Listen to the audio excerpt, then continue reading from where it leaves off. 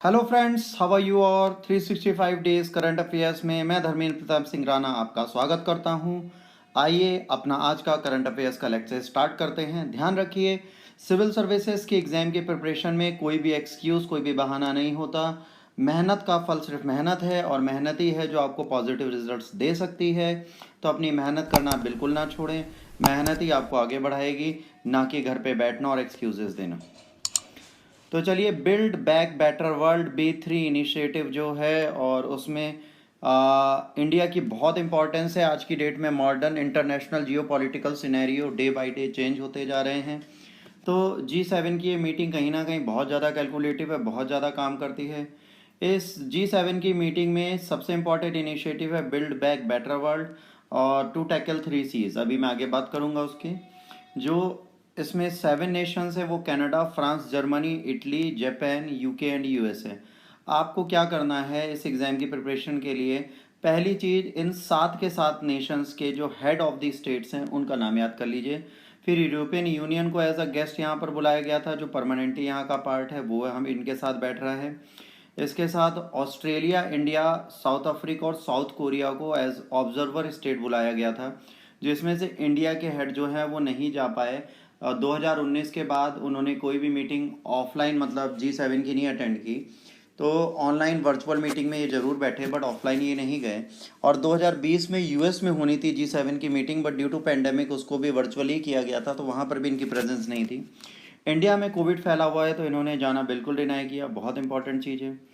आज की बात करें तो इंडिया बहुत इंपॉर्टेंट हो जाता है 3 Cs के लिए एंड G7 में B3W एंड इंडिया। देखिए, एशिया में 3 पावर में एक ही पावर है जो आज की डेट में आपके लिए स्ट्रांग है, वो है इंडिया, जिसके रिलेशन वेस्टर्न वर्ल्ड से अच्छे हैं। 2 अलग पावर्स में रशिया और चाइना थी कभी, तो रशिया आज की डेट में कहीं ना कहीं US से अलग होती दिख रही है और वेस्टर्न वर्ल्ड से अलग थलग पड़ चुकी है। तो उसको कंट्रोल करना या टैकल करना थोड़ा आज की डेट में मुश्किल है, और उसकी हेल्प के साथ हम कोई भी काम नहीं कर सकते। तो आज हमें ये सोचना है कि हम किस तरह इन चीज़ों को टैकल करेंगे, किस तरह इन चीज़ों को राइट डायरेक्शन में लाएंगे। तो इसको सोचते हुए हमें देखना है। तो US को भी ये लगता है, वेस्टर्न वर्ल्ड को भी ये लगता है कि अगर एशिया में हमको कोई भी काम करना है तो हम बिना इंडिया के नहीं कर सकते। इंडिया के बारे में आगे जानने से पहले आपको बताता हूँ कि प्राप्ति IAS NGO के थ्रू एक ऑफर लाया है, जिसे बोलते हैं हर घर लड़की अफसर। अगर कोई भी लड़की IAS का सपना देखती है और फिनेंशियल प्रॉब्लम्स हैं, तो वो 6100 रुपये रजिस्ट्रेशन और 21,000 रिमेनिंग फीस इंस्टॉलमेंट्स में देके हमारे यहाँ जुड़ सकती है।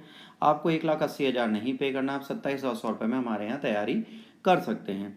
अधिक जानकारी के लिए नीचे दिए गए नंबरों पर आप संपर्क कर सकते हैं। इसके बाद build road initiative and build back better world, इन दोनों में इन अंतर क्या है? देखिए, बिल्ड बैक बेटर वर्ल्ड इसलिए आया, आज की डेट में वर्ल्ड वाइड इकोनॉमिक कंडीशन बहुत ख़राब है। पेंडेमिक ने पूरी दुनिया की इकोनॉमी हिला के रख दी है। तो आज हमें ये नहीं चाहिए कि हम कोई बड़ा नया न्यू कॉन्सेप्ट लेके आएँ। हमको सिर्फ ये करना है कि वर्ल्ड को बेटर फिर से बनाएं, ताकि better for living, better for climate, better for environment बन पाए। तो कहीं ना कहीं US का इनिशिएटिव पूरी दुनिया के लिए बेनिफिशरी है और बेनिफिट टाइप का दिख रहा है, इसमें कोई लॉस नहीं दिख रहा। तो इसके अपोजिट जो BRI है, इसमें क्या है, ये एक इकोनॉमिक बेनिफिट के लिए उठाया गया स्टेप है, जिसमें हर एक कंट्री को भी इकोनॉमिक बेनिफिट होगा और चाइना को भी इकोनॉमिक बेनिफिट होगा। बट कहीं ना कहीं चाइना क्या कर रहा है, इसमें पुअर कंट्रीज को टारगेट कर रहा है और वहाँ पर अपने नेवल बेस और मिलिट्री बेस बना रहा है। आपको जैसे बताया, 1979 के बाद से चाइना सुप्रीम पावर बन के उभरना स्टार्ट कर रहा था, और आज ये ऐसा इंपॉर्टेंट कंट्री है कि G7 की पूरी मीटिंग में चाइना इंपॉर्टेंट डिसीजन रहा और इसी के लिए लोग डिस्कस करते रहे। मतलब दुनिया में एक ही चीज़ बची है, चाइना, जिसके लिए आपको इतनी बात करनी है। भाई, बाइपोलर एक्सेस तो हमेशा से रहे हैं, पहले US और USSR थे, अब US फिर देख रहा है चाइना को, अब चाइना को टैकल करने पे लगा है। देखिए, एक क्वेश्चन ये भी जरूरी है कि चाइना और USA में इतना सा डिफरेंस है कि USA एक हेल्दी डेमोक्रेसी है और डेमोक्रेटिक वर्ल्ड ये बिल्कुल नहीं चाहेंगे कि चाइना जैसा एक तानाशाह शासक बैठे या देश बैठे। तो इनको रोकना भी ज़रूरी है, क्योंकि इनकी आइडियोलॉजी डेमोक्रेसी के बिल्कुल अगेंस्ट चलती है। तो जो डेमोक्रेसी के अगेंस्ट नेशंस होते हैं उनके साथ मिलकर काम करना थोड़ा मुश्किल होगा। तो दुनिया में अगर डेमोक्रेसी के अगेंस्ट कोई भी मैसेज फैलता है और चाइना बहुत डेवलप्ड दिखता है, तो कहीं ना कहीं वो पूरे वर्ल्ड के लिए एक चिंता की बात होगी। तो ये लोग कोशिश कर रहे हैं कि इस चीज़ को टैकल करें। तो BRI को टैकल करने के लिए B3W दिया है, बट ये बिना इंडिया के सपोर्ट के नहीं किया जा सकता। इंडिया की हेल्प की ज़रूरत पड़ेगी, बिना इंडिया के कोई भी काम नहीं हो सकता। इस चीज़ को इंडिया भी समझता है। देखिए, आज इंटरनेशनली 3 इश्यूज़ हैं जिन्हें टैकल करना है। चाइना की अगर बात करेंगे तो पीपल रिपब्लिक ऑफ चाइना जो है वो थोड़े अजीब नेशन में नहीं है, बट अजीब रूलिंग अथॉरिटी है। एक ही बंदा हेड बना बैठा है, कंप्लीट मोनोपोली उसी की है, complete control on the government उन्हीं का है। तो कहीं ना कहीं ये कहा जाता है कि कम्युनिस्ट आइडियोलॉजी के साथ अगर कोई भी कंट्री काम कर रही हो तो उसको बदलना बहुत ज़रूरी है। और अगर ये डेवलप होगी और ये आगे बढ़ेगी तो पूरी दुनिया को एक गलत मैसेज मिलेगा कि communist ideology is better than the healthier democracy.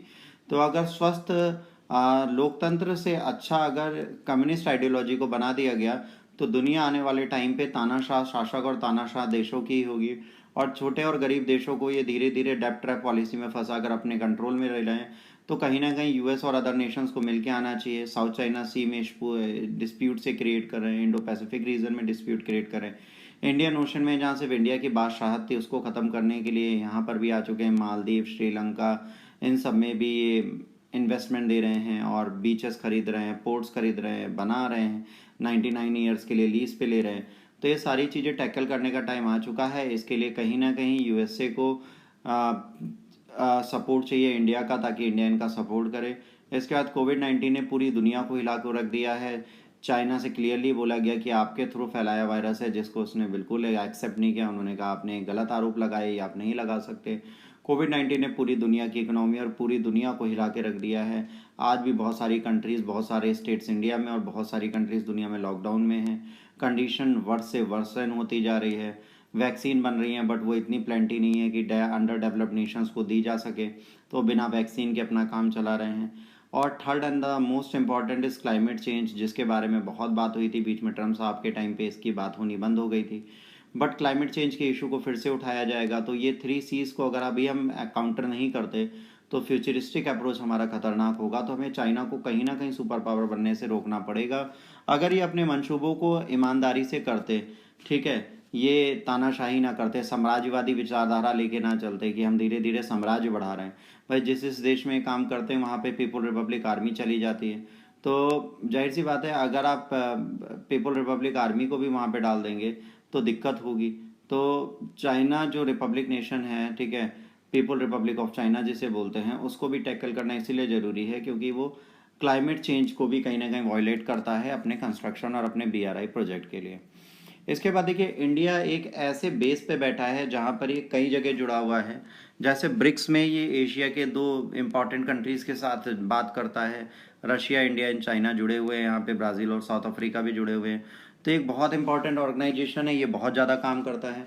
तो कहीं ना कहीं एशिया में इनके रूट पहले से बसे हैं, तो ये एशिया में बहुत इंपॉर्टेंट कंट्री है और इसकी बात एशिया में हर एक बंदा सुनता है और इसको डिनाई नहीं किया जा सकता। वैसे क्वाड की अगर बात करेंगे, क्वाड जो है बेटा वो 4 नेशन का ग्रुप है जिसमें Australia, India, Japan and USA जुड़े हुए हैं। तो जापान और इंडिया की बात करें तो एशिया के आसपास हैं और एशिया में हैं। तो इनको ये ज़रूर ध्यान देना है कि हम अपने आप को कैसे टैकल करेंगे और कैसे चाइना और रशिया से रिलेशन सुधार के भी रखें ताकि उनसे भी ना खराब हो। दूसरा प्रॉब्लम ये भी है कि ब्रिक्स में इंडिया का रहना मजबूरी इसलिए भी है क्योंकि रशिया से इनके बहुत ज़्यादा आर्म डील्स होती हैं और आज भी 59% से ऊपर जो एयरफोर्स की डिपेंडेंसी है वो आज भी रशिया पर है। अब आप एक दिन में तो डिपेंडेंसी ख़त्म नहीं करेंगे हार्डवेयर सॉफ्टवेयर के लिए, इवन मरीन में भी इनको ज़रूरत है, नेवी में भी इनको ज़रूरत है। तो आप रशिया को बिल्कुल इग्नोर नहीं कर सकते। इस ऑल वेदर अलाई को आपको फिर से अपने साथ रखना है, तो हम इनसे रिलेशन ख़राब नहीं करेंगे क्वाड के चक्कर में। अब क्वेश्चन आता है क्या BRI और B3W में से हम किसके साथ होंगे। देखिए, B3W is not an initiative for profit. ये इनिशिएटिव एक बेहतर वर्ल्ड बनाने के लिए है और इंडिया इसके लिए हमेशा वचनबद्ध है। वसुदेव कुटुंबकम की आइडियोलॉजी हम लेके चलते हैं, तो हमारी आइडियोलॉजी कभी ख़राब नहीं रही। हम एक पॉजिटिव आइडियोलॉजी के साथ डे वन से काम कर रहे हैं। तो पूरी दुनिया को हेल्दियर बनाने के लिए और बेहतर दुनिया बनाने के लिए तो हम ज़रूर साथ होंगे। तो ऐसी आइडियोलॉजी के साथ इंडिया का काम करना बिल्कुल ज़रूरी है, वो करेगी। और वो वेस्टर्न वर्ल्ड के साथ वैक्सीन डिप्लोमेसी लेके गई है। वो ये चाहती है कि वैक्सीन के लिए इंडिया की पहले वैक्सीन की नीड फुलफिल हो और यहाँ के लोग सिक्योर हों, ताकि फिर वो अपनी वैक्सीन डिप्लोमेसी को पूरा करे। वो वेस्टर्न वर्ल्ड से बोल रही है कि रिसर्च में उनका साथ दें, यहाँ पर वैक्सीन का प्रोडक्शन बढ़ाएं। तो जाहिर सी बात है इंडिया को वैक्सीन की ज़रूरत है। अगर इंडिया के पास प्लेंटी ऑफ वैक्सीन होगी तो पूरे वर्ल्ड को देगी। आप देखिए, जब कोविड की सेकेंड वेव नहीं आई थी तो उस टाइम तक इंडिया बहुत बड़ा प्रोड्यूसर था कोवैक्सीन का एंड कोविशील्ड का और पूरी दुनिया को दे रहा था। बट जैसे सेकेंड वेव आई, इंडिया के पास अपनी कंट्री को भी वैक्सीन देने के लिए नहीं बची। BRI एक नई आइडियोलॉजी है, जाहिर सी बात है अगर आप बेटर लिंकेज पाते हैं ट्रेड एंड कॉमर्स के लिए, मैरीटाइम लिंकेज पाते हैं और कई स्टॉपेज मिलते हैं, तो आप कहीं ना कहीं इम्पोर्ट एक्सपोर्ट दोनों में अपने आप को भी आगे बढ़ा सकते हैं और आप खुद देख सकते हैं कि आप कैसे अपने एक्सपोर्ट को बढ़ाएंगे। तो जाहिर सी बात है हम ये चीज़ को फ़ायदे में भी पॉजिटिव भी ले सकते हैं। बट जब B3W बना है तो BRI के लिए अब चाइना भी ये चाहेगा कि इंडिया इनके साथ जुड़े, तो चाइना के साथ बेटर बार्गेनिंग ऑप्शन हमें मिलेंगे और उनको बार्गेन करके हम चाइना के साथ भी जुड़ सकते हैं। तो अब ये तो देखने वाली बात है कि इंडिया कौन सी डिप्लोमेसी चलाता है। अभी सबसे बड़ा इशू जो है बेटा वर्ल्ड के सामने वो कोविड है। कोविड-19 पेंडेमिक में इंटरनेशनल मॉनेटरी फंड IMF ने बोला कि उसके पास जो प्रपोजल है 2022 तक वो कोविड पेंडेमिक को ख़त्म कर सकते हैं, बट उसके लिए उन्हें $50 बिलियन चाहिए। $50 बिलियन बहुत बड़ी रकम होती है। और इन्होंने कहा इसमें क्या होगा कि raw material and finished vaccine इनको चाहिए और 8 बिलियन इनको चाहिए इन्वेस्टमेंट के लिए, ताकि वो वैक्सीन प्रोडक्शन की कैपेसिटी वर्ल्ड वाइड बढ़ाएं। देखिए, अगर अपफ्रंट फिनेंसिंग की प्रॉब्लम रहेगी तो जाहिर सी बात है पैसा आएगा तभी आप वैक्सीन पूरी दुनिया में दे पाएंगे। और अगर कोविड को आपको ख़त्म करना है तो हर एक बंदे को इम्यून बनाना ज़रूरी है, इसके लिए एंटीबॉडीज़ उसकी ज़रूरी हैं। तो हर बंदे को कोविशील्ड या कोवैक्सीन या साइनोफर कोई ना कोई वैक्सीन तो चाहिए ही चाहिए। तो इंडिया एक बेहतर अल्टरनेट बन के आएगा जो इनको वैक्सीन दे सकता है। तो हम इस चीज़ के बारे में बात कर सकते हैं, वैक्सीन के प्रोडक्शन के बारे में बात कर सकते हैं। तो हम चाहें तो हम वैक्सीन के लिए हेल्प इनको दे सकते हैं और वैक्सीन के लिए हम बहुत बड़ी ग्लोबल मार्केट बन सकते हैं, बट बिना फाइनेंस के हम भी कुछ नहीं करेंगे। अगर हमारा कोविड-19 का ये सिचुएशन और थर्ड वेव नहीं आती और हम कर्व कर जाते हैं तो कहीं ना कहीं इंटरनेशनली बहुत बड़ा रोल प्ले करेगा इंडिया भी कोविड को ख़त्म करने में। आज की डेट में चाइना रशिया एशिया में बहुत स्ट्रांग होते जा रहे हैं, तो इनको टैकल करने के लिए इंडिया की ज़रूरत है। यूएसए को, यूएसए इंडिया की तरफ देख रहा है और जाहिर सी बात है चाइना की डेब्ट ट्रैप पॉलिसी और इंडिया की है ना ईज़ ऑफ लोन, इन दोनों कॉन्सेप्ट्स में अगर किसी को चूज़ करना होगा तो वो इंडिया के ईज़ ऑफ लोन को ही चूज़ करेंगे। डेब्ट ट्रैप पॉलिसी काफ़ी दुनिया के लोग समझ चुके हैं, कई आइलैंड्स इनके इन्वेस्टमेंट को कैंसिल कर रहे हैं। उन्होंने कहा है कि हमारे पास और भी अदर प्रायोरिटाइज ऑप्शन हैं जिनको हम करेंगे। तो कई सारे ऐसे आइलैंड्स हैं जो ट्रैप में फंस चुके हैं, कुछ ऐसे हैं जो उससे बच रहे हैं। इंडिया मालदीव की भी हेल्प कर रहा है। आज नेपाल के भी रुख बदले हुए देख रहे हैं, नेपाल भी वैक्सीन के लिए हमसे मांग कर रहा है कि जब भी वैक्सीन दीजिए तो पहले हमें दीजिए। चाइना कई लोगों की मदद का नाम लेता है, पर जैसे पाकिस्तान डेब्ट ट्रैप में बहुत बुरी तरह फंसा हुआ है, आने वाले टाइम पे चाइना उन्हें भी दिखा देगा कि भाई हम क्या हैं। तो जाहिर सी बात है चाइना रशिया को टैकल करने के लिए ज़रूरत भी है इंडिया की। और इंडिया अगर यूएसए का साथ देता है तो कहीं ना कहीं यूएसए इंडिया का भी साथ देगा यूनाइटेड नेशन सिक्योरिटी काउंसिल की परमानेंट सीट के लिए, जिसके लिए वो ओपनली अब मांग कर रहे हैं। तो एक बहुत बड़ा रोल प्ले हो सकता है इंडिया को, अगर परमानेंट सीट मिल जाती है यूनाइटेड नेशन में तो हम बहुत आगे बढ़ सकते हैं। तो वेट एंड वॉच है, देखते हैं इसमें क्या होता है। इसके बाद माननीय नरेंद्र मोदी जी ने अभी भी वर्चुअली 2 बार मीटिंग ली, एक कल 2 बार ली थी, एक उससे पहले ले चुके हैं 12 को। तो इन्होंने वर्चुअल मीटिंग में पहले दिन वन अर्थ वन हेल्थ का कॉन्सेप्ट दिया, जो B3W का एक मूल मंत्रा में भी काउंट कर सकता है। अगर हेल्थ अच्छी होगी, मतलब क्लाइमेट सही रहेगा और लोग हेल्दी रहेंगे तो डेवलपमेंट अपने आप होगा। तो इस कॉन्सेप्ट को बिल्कुल नहीं इग्नोर कर सकते। इन्होंने कहा है कि आप पेटेंट प्रोटेक्शन दीजिए कोविड-19 वैक्सीन को, और इन्होंने कहा भाई ये ज़रूरी है, कोविड-19 वैक्सीन जितनी जल्दी पूरी हो पाए ग्लोबली पैंडेमिक को ख़त्म करने के लिए तो बहुत ज़रूरी हो जाता है। इन्होंने कहा कॉलिंग फॉर ग्लोबल यूनिटी, इन्होंने कहा पूरी दुनिया को एक साथ आना चाहिए। लीडरशिप, जितनी भी लीडरशिप है उसको सॉलिडेटरी the prevent future for pandemic. ये जो पैंडेमिक है इसमें हम लोग 4-4 गुटों में बट के नहीं चल सकते, हम सबको मिलकर काम करना पड़ेगा और सबको स्पेशल रिस्पॉन्सिबिलिटी लेनी पड़ेगी। जो डेमोक्रेटिक और ट्रांसपेरेंट सोसाइटीज़ हैं उनको इस चैलेंज को डील करना पड़ेगा। और उन्होंने कहा कि भाई इसके बिना काम नहीं चलेगा। अगर आप रिस्पॉन्सिबल डेमोक्रेटिक नेशंस हैं तो आपको एक दूसरे के साथ मिलकर इस चीज़ को टैकल करने के लिए लगना पड़ेगा, वरना सिचुएशन वर्सन होने में टाइम नहीं लगेगा। मोदी की ये बात जेन्युइनली सही है। इस टाइम पे पैंडेमिक के टाइम पे आपको एक ही रोल प्ले करना है कि आप पूरी दुनिया को एक सिक्योर एंड सेफ वर्ल्ड बनाएं जहाँ पर कोई हेल्थ इश्यूज़ ना हो। हेल्थ इश्यूज़ के लिए फिनेंशियल बर्डन हमें नहीं लेना, सारे नेशंस मिलकर अगर सपोर्ट करेंगे तो पुअर नेशन भी अपने आप को इस पैंडेमिक से बाहर निकाल देंगे। आपस में लड़ने से बेहतर है पूरी दुनिया मिलकर काम करे। आज की डेट में हम चाइना को टैकल करने की बात कर रहे हैं तो इंडिया इस टाइम पे बहुत बुरी कंडीशन में है। उसकी जीडीपी ग्रोथ देखेंगे तो -3.2 चल रही है। तो अभी हमारी कंडीशन इतनी अच्छी नहीं है जितना हम पॉजिटिवली सोच रहे थे। तो हमें चीज़ें देखनी है कि भाई आज हम नीचे जा रहे हैं अपनी ग्रोथ को लेके, तो हमको बहुत सोचना पड़ेगा। तो चौथे नंबर पर, पाँचवें नंबर पर हमारी इकोनॉमी ग्रोथ भी नीचे जाती हुई दिख रही है। उसके बाद 2020 के बाद 2021 में थोड़ी बहुत बढ़ी थी, फिर लॉकडाउन लग गया, फिर इश्यूज स्टार्ट हो गए। इसके बाद GSVA की अगर बात करेंगे तो इसमें भी बहुत ज़्यादा प्रॉब्लम्स आ रही हैं। कुछ स्टेट्स को बहुत ज़्यादा मिल रहा है, किसी का शेयर बहुत कम है, तो ये एक प्रॉब्लम है। इसके बाद एम्प्लॉयमेंट जो है वो भी बहुत बुरी तरह डाउन चला जा रहा है।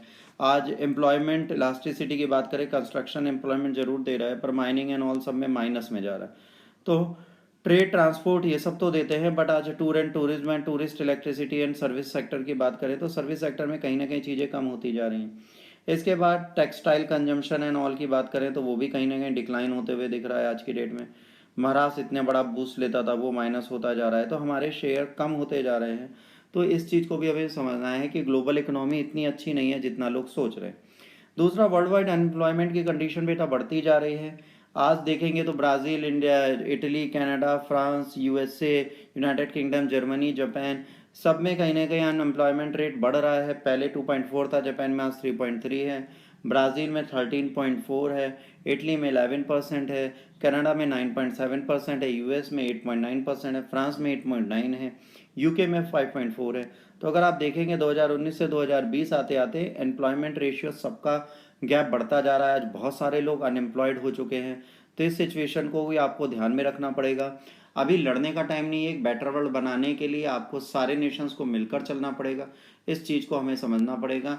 आप इस सिचुएशन को फिर से ना आने दें। जो आप इमेज देख रहे हैं before Covid and after Covid है। आज गाड़ियां तो दिखती हैं लॉकडाउन खत्म होने के बाद भी, पर उतनी नहीं जितनी रोड पे होनी चाहिए। आज चीज़ें बहुत डिक्लाइंड है, सिचुएशन बहुत वर्सन है। आज चीज़ों को बदलना बहुत मुश्किल होता जा रहा है। आज आप उम्मीद करके भी चीज़ों को सही नहीं कर सकते। तो एक ऐसी सिचुएशन बनी हुई है पूरी दुनिया को जिसको संभालने की ज़रूरत है। देखते हैं कब तक सुधरता है, कब तक चीज़ें होती हैं। बट मैं ये ज़रूर सजेस्ट करूँगा कि अगर आपको चीज़ें प्रॉपर मैनर में करनी है तो बेटर वर्ल्ड बनाने के लिए हर एक स्टेट को एक साथ आना पड़ेगा, हर एक कंट्री को रिस्पॉन्सिबिलिटी उठानी पड़ेगी, जो अभी कहीं ना कहीं दूर की कौड़ी दिख रही है। चाइना ने बहुत इंपॉर्टेंट स्टेटमेंट दिया है। चाइना ने कहा है कि ये छोटे से ग्रुप्स जो हैं पूरी दुनिया पे रूल नहीं करते। तो G7 समिट से कहीं ना कहीं चाइना एकदम बौखला गया है। उसने कहा भाई ये छोटे छोटे ग्रुप्स कहीं ना कहीं ऐसे नहीं है कि जो मुझे कंट्रोल करें या पूरी दुनिया को कंट्रोल करें। तो इन 7 लोगों के बोलने से कुछ नहीं होता। बट इनडायरेक्टली अगर मैं बात करूँ, इन 7 लोगों के बोलने से सच में बहुत कुछ होता है, क्योंकि ये बहुत बड़ी और बहुत पावरफुल कंट्रीज़ हैं। इनको आप ऐसे इग्नोर नहीं कर सकते जैसे आप सोच रहे हैं। तो इस चीज़ को और पॉजिटिव नोट पे लेके चलना चाहिए। पॉजिटिव नोट के साथ एंड करते हैं। हम ये उम्मीद करते हैं कि चाइना, इंडिया, रशिया, USA कभी ना कभी सब एक साथ मिलके बेटर वर्ल्ड के लिए काम करेंगे। अगर ये सारे Nations, European Nations, Asian Nations और वेस्टर्न एंड ईस्टर्न सारे वर्ल्ड अगर एक साथ मिलके काम करें तो एक बेहतर दुनिया का निर्माण किया जा सकता है। इसके बारे में सोचने की ज़रूरत है। वे बैक है, देखा जाएगा फ्यूचर में क्या होता है, क्या हम सोचते हैं। बच्चों, अगर आपको ये लेक्चर अच्छा लगा हो तो आज के इस लेक्चर के बाद आप इसे प्लीज़ सब्सक्राइब करें, अगर चैनल सब्सक्राइब नहीं किया है तो। और अगर आप सब्सक्राइब कर चुके हैं तो इस पोस्ट को लाइक एंड शेयर करें, अधिक से अधिक लोगों तक पहुंचाएं, ताकि राइट डायरेक्शन में हम अपनी मेहनत को आगे बढ़ा पाएँ। आज के लेक्चर के लिए इतना ही। Thanks for watching. God bless you all. जय हिंद, वंदे मातरम।